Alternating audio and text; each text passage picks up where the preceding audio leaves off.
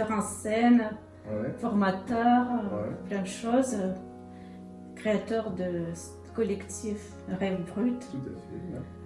et qui va intervenir au sein de l'association Marel avec son stage, qui va présenter un peu les techniques théâtrales enseignées par Michel Tchekhov. Donc, qui est Michel Tchekhov? Michel Tchekhov, né le 29 août 1891 à Moscou, est mort le 30 septembre 1955 à Beverly Hills. Il est un acteur, metteur en scène, un acteur, auteur russe-américain, directeur de théâtre et professeur d'art dramatique, et le neveu d'Anton Tchekhov, qui était à son tour écrivain et dramaturge russe.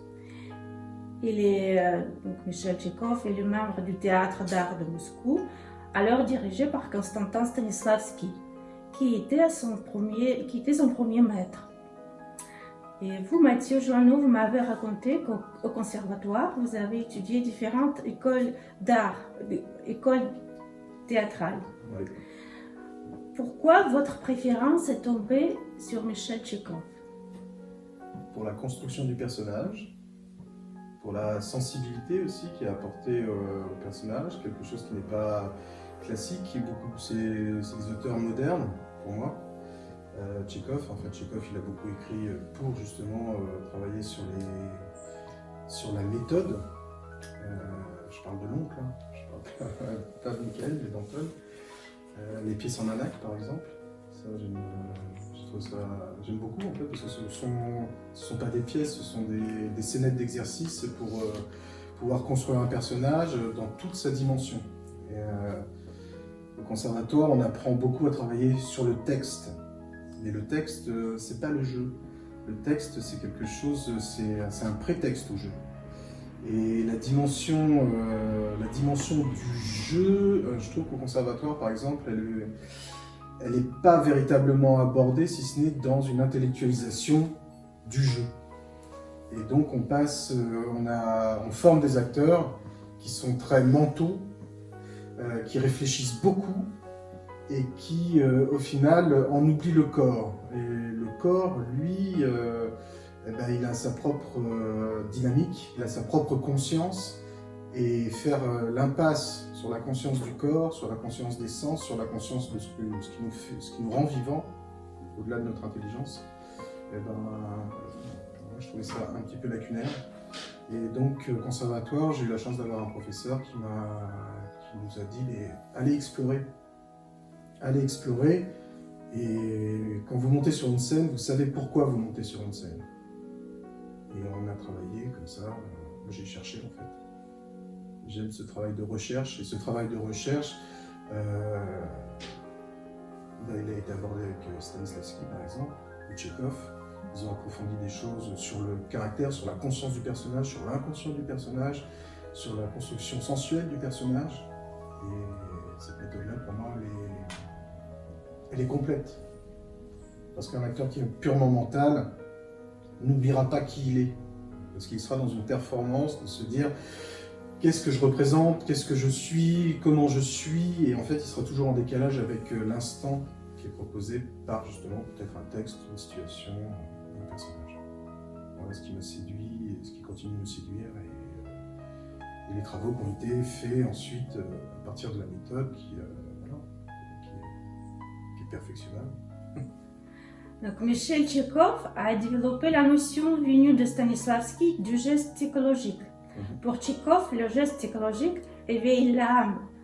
Âme voulant dire ici intériorité, l'énergie du corps et perpétuel mouvement, sans connotation religieuse.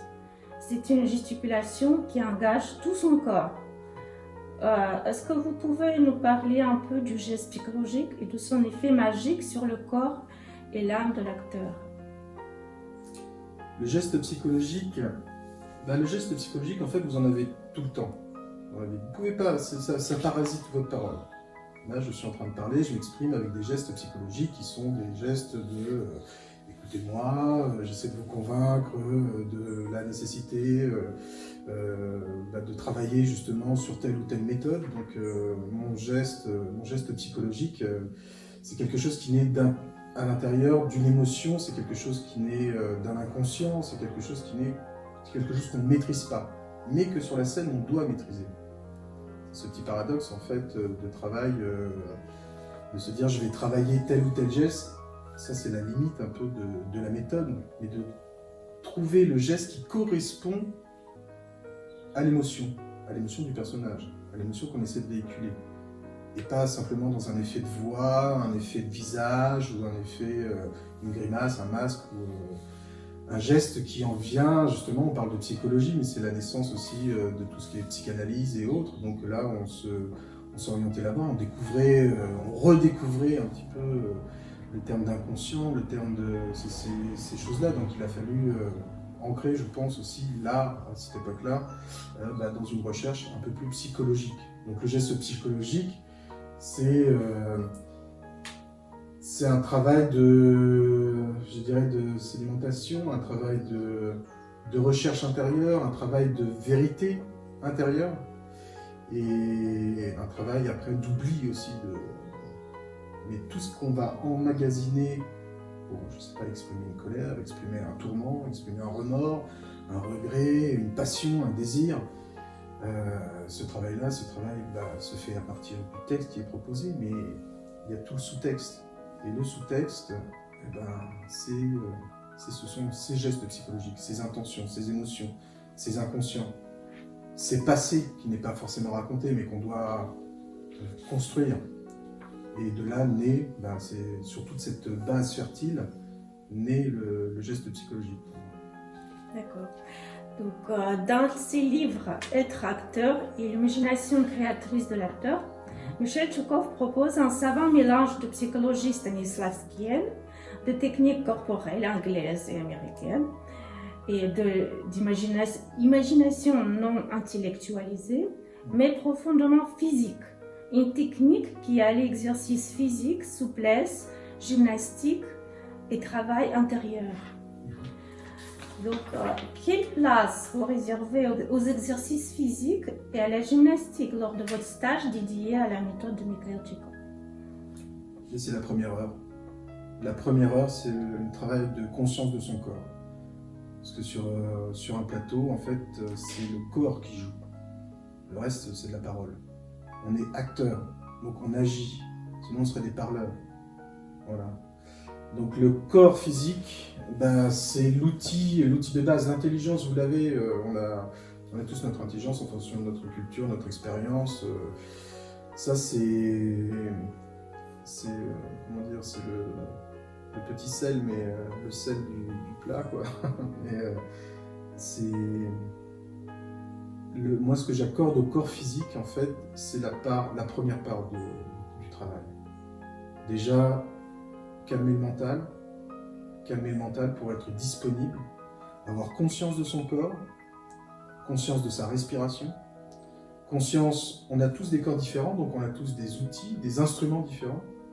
Donc l'acteur, chacun a un truc qu'il n'aime pas chez soi. Un truc, je sais pas, son ventre, son nez, son visage, ses oreilles, ses yeux, sa façon de parler, sa voix. Mais on peut pas faire ça. Faut trouver, accepter et en faire une force.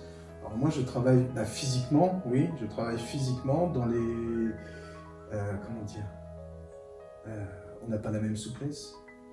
On n'est pas des gymnastes, la plupart du temps, les élèves que j'ai, ce ne sont pas des gymnastes, je ne m'adresse pas à des gymnastes, je m'adresse à des actrices, des acteurs qui viennent là pour justement se dépasser un peu eux-mêmes aussi, et renouer avec ce que l'on est en fait, renouer avec son corps.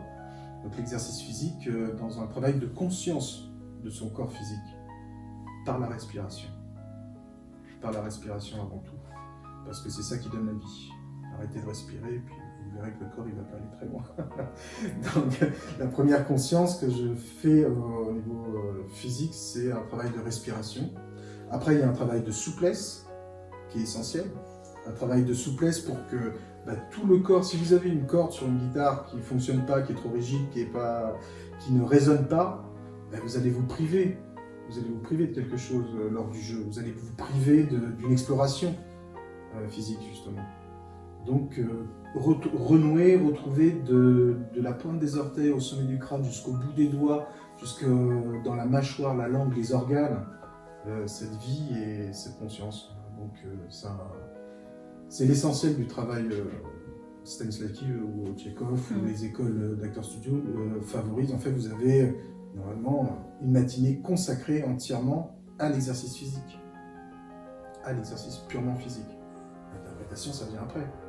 Il faut que votre instrument soit accordé. Il faut que votre instrument résonne. S'il ne résonne pas, vous allez suppléer par une intelligence. Et on ne vous demande pas d'être intelligent sur un plateau. L'intelligence, elle appartient au texte, elle appartient à l'auteur.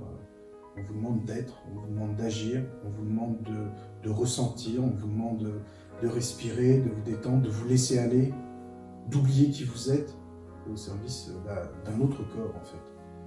Donc tout votre corps, lui, doit être disponible pour le corps du personnage que vous incarnerez ultérieurement. Voilà. Vous allez aborder.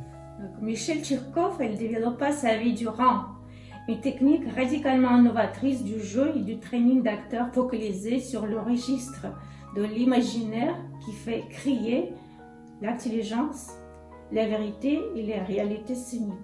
Pour elle et en elle, plus qu'en tout autre, l'acteur retrouve son vrai visage.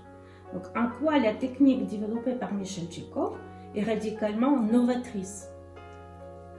D'utiliser en fait la source de votre propre imaginaire. L'imaginaire, il est brimé. On parle d'intellectuel, de mental fort. On vous demande de réfléchir, on vous demande d'être performant, on vous demande d'être intelligent dans la vie courante. On vous demande une performance intellectuelle beaucoup plus aujourd'hui. On ne demande pas. Les métiers manuels se perdent tout simplement. On ne demande pas de réfléchir quand on fait quelque chose de manuel.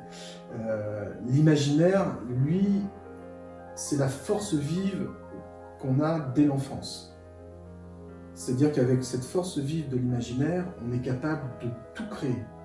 Et l'enfant qui joue a un imaginaire débordant, qui est brimé petit à petit avec l'éducation, qui est brimé petit à petit avec l'apprentissage, qui est brimé, ou plutôt qui est moulé à un type de performance. Mais l'enfant qui naît, ou l'enfant, lui, il apprend, il génère, il invente, il se dépasse. L'acteur, lui, doit être comme ça. Il doit être aussi pur qu'un enfant, dans son imaginaire. Et la force créatrice, elle vient de là, en fait. Elle vient de votre imaginaire. Si vous savez déjà ce que vous allez faire, vous allez vous fermer les portes de la découverte. C'est pour ça qu'au moment où j'ai créé le collectif Rêve Brut, parce que avant de concrétiser quelque chose, il faut le rêver. Il y a le brut de la réalité, dans lequel on va inscrire le rêve. Mais il faut le rêver et donner toute sa dimension au rêve, toute sa dimension à l'imaginaire. C'est une force... c'est une force de passion, quoi. C'est une force qu'aujourd'hui, en fait, on rend passive.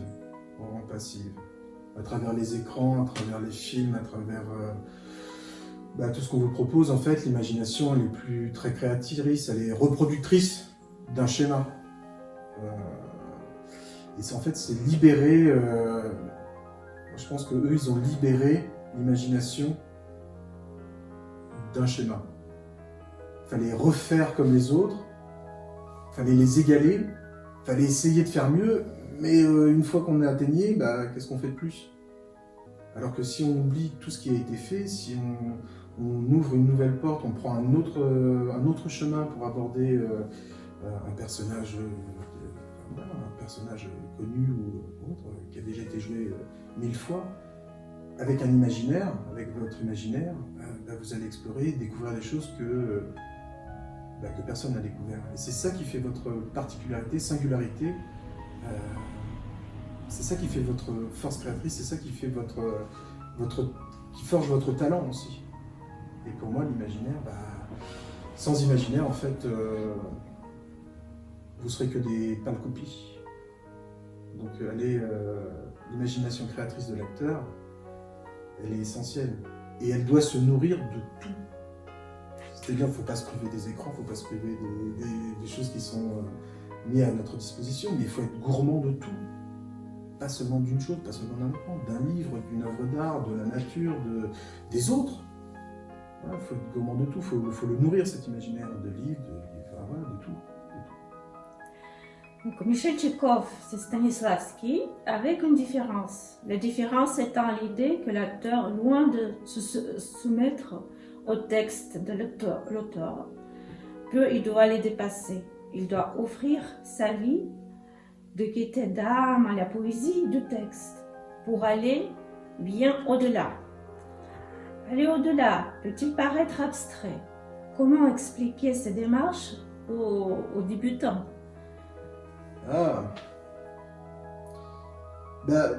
Comment expliquer cette démarche? C'est simple. L'auteur, lui, il a une vision.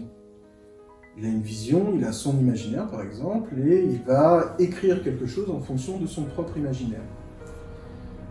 Mais un auteur du XVIe siècle, ou bien avant, du XIXe, les auteurs qui ne sont plus présents ne pourront pas vous dire comment était leur vision, si ce n'est à travers leur texte, et puis vous allez essayer de supposer des choses ou d'autres. Et puis il n'est plus là pour dire « Ah ben non, c'est pas comme ça qu'il faut faire » ou « C'est pas comme ça que je l'ai vu ».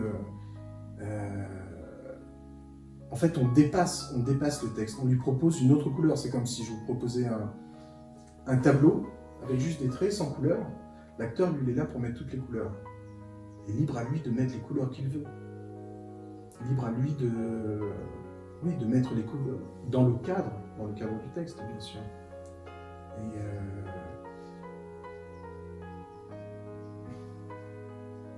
Et ce travail, moi je pense, ce travail-là, tout véritable auteur, ça ne lui appartient pas en fait.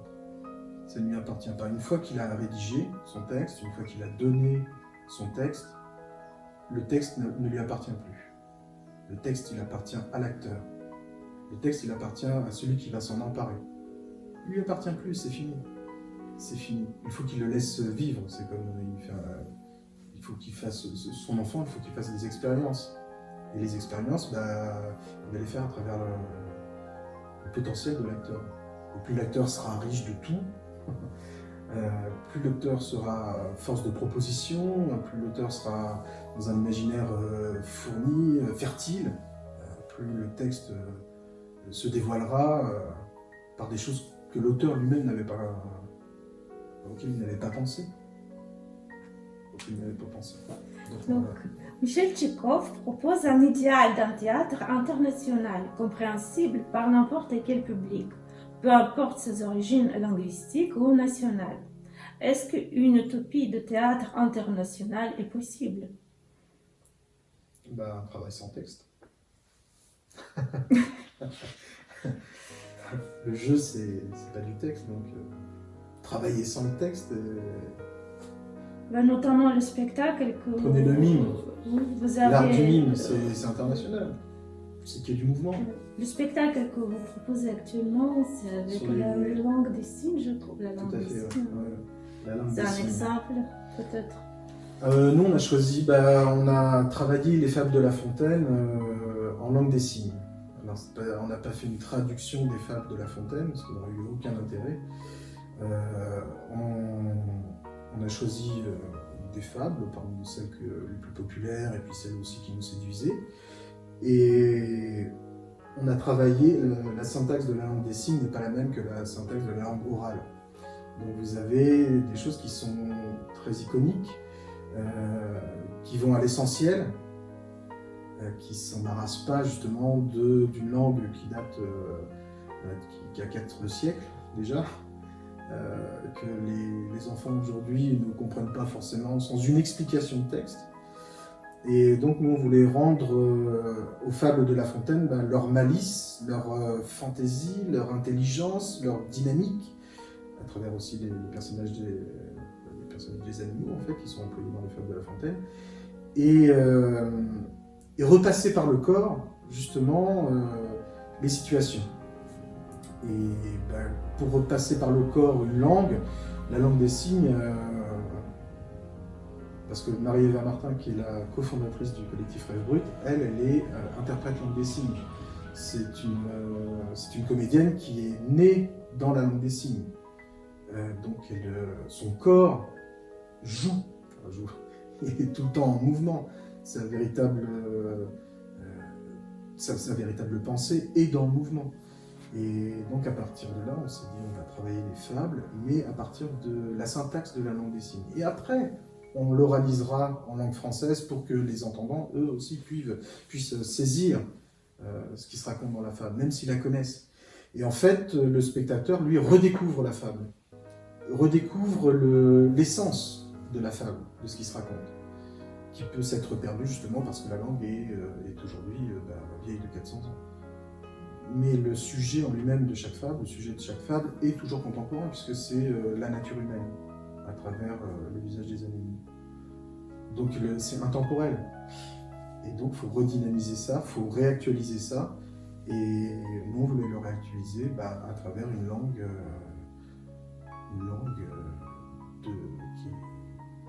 qui est pas théâtrale, mais qui est physique, qui est dans le mouvement, qui est dans le corps, qui est présente. C'est-à-dire que si vous voyez un sourd, regardez un sourd parler, communiquer, tout son corps est engagé. Parce qu'il n'a pas les nuances des adjectifs ou autres. Il va à l'essentiel. Et tout ce qui donne les nuances, c'est son visage, c'est son corps, c'est sa façon de se tenir, sa façon de raconter, de revivre. En fait, il revit. Nous, on peut avoir une conversation, je vais vous raconter un souvenir qui m'a beaucoup marqué, et puis je vais mettre les mots dessus pour que vous essayiez de sentir un petit peu ce que j'ai pu ressentir lorsque j'étais témoin de telle ou telle scène. Et je vais essayer de ciseler un petit peu ma parole, ciseler un petit peu ce que j'ai envie de raconter pour que vous puissiez être touché par mon souvenir. Et que vous puissiez le partager émotionnellement, soit par le rire, soit par les larmes, soit peu importe. Le sourd, tout son corps va vivre. Tout son corps va vivre, c'est ça qui est magique. C'est que dans sa langue, intrinsèquement, inconsciemment, tout son corps agit. Et c'est l'émotion qui passe directement entre lui et la personne avec qui il communique. Et ça, pour nous, pour moi, c'est l'essence du théâtre, c'est-à-dire un corps sur un plateau, sans texte, il est beau. Vous pouvez lutter contre une... Moi, j'aime bien utiliser ce parallèle, mais c'est-à-dire que vous pouvez avoir la meilleure diction, être l'orateur le plus perfectionné, avec toutes les inflexions de la voix, avec la bonne respiration, le bon regard dramatique, la bonne expression qui aura été préméditée, qui aura été travaillée, qui aura été ciselée. Vous pouvez faire travailler pendant une année sur un texte de manière à bien le dire. Et au moment d'arriver sur la scène, s'il y a un chat qui passe sur la scène, tout le monde regardera le chat. Tout ce travail pour rien. Donc, soyez des chats sur la scène. Oui, l'acteur le plus génial. Voilà, donc pour finir, pouvez-vous nous commenter la phrase de Shakespeare dans Hamlet? Les acteurs sont les seuls hypocrites sincères. D'accord. Parce qu'ils savent pertinemment que tout ce qu'ils racontent, c'est faux. Mais ils vont le dire avec la plus grande sincérité de cœur et d'âme qui leur est possible. Vous avez la tirade des comédiens, justement, dans Hamlet, où Shakespeare, dans son intelligence d'auteur, il dit « Je ne vais pas vivre éternellement. Hein. Donc, je vais vous dire comment je veux mes textes. » Et à travers la bouche d'Hamlet, il fait dire aux comédiens voilà, arrêtez de gesticuler. Arrêtez de jouer les tragiques en levant les bras ou en vous roulant par terre et en pleurant. Ne faites pas plus que ce qui vous est demandé. Soyez au plus proche du personnage, du texte qu'on vous propose. Et soyez sincères. On n'est pas hypocrite en fait, on est hypocrite malgré soi en tant que comédien parce que on sait que ce qu'on vous raconte c'est faux, mais on veut que vous y croyiez. Donc on va essayer de vous séduire par ce que l'on est, par notre sincérité déjà, la générosité aussi qu'on a à mettre notre corps et notre âme sur un plateau pour vous séduire, pour vous divertir, pour vous faire réfléchir, pour vous dire qu'on aime n'importe quel personnage, qu'il soit bon ou mauvais, et qu'on a envie de vous partager ça. Donc, hypocrite, oui, on est un petit peu hypocrite. Mais sincère. Hypocrite, mais on est très sincère. On est très sincère, donc on en oublie l'hypocrisie l'hypocrisie. Voilà, pour moi, comment je pourrais développer un petit peu cette phrase-là. Ah, c'est très bien, ça me va.